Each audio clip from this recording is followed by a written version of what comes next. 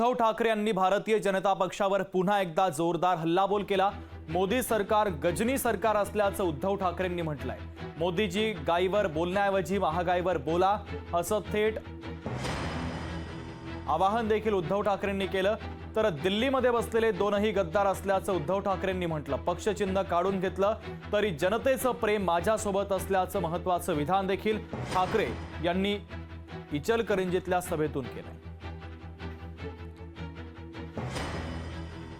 मोदीजींना मी सांगतोय की मोदीजी, तुमच्या जर का आता फालतू गप्पा झाल्या असतील ना, फालतू गप्पा कोणत्या?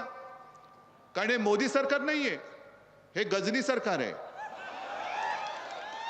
हे गजनी सरकार आहे।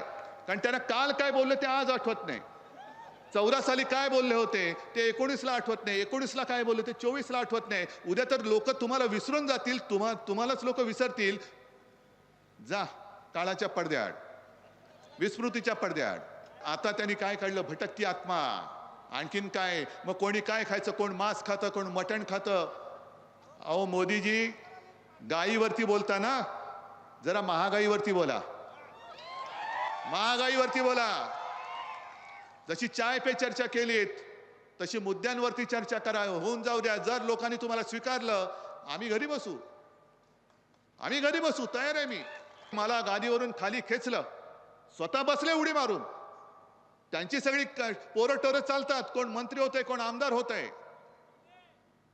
पण शिवसेना प्रमुखांचा पुत्र बसला, तू नाही बसायचं, तू खाली वास म्हणून ज्या घराण्याने सगळं काही यांना दिलं त्याला तुम्ही खाली खेचलात।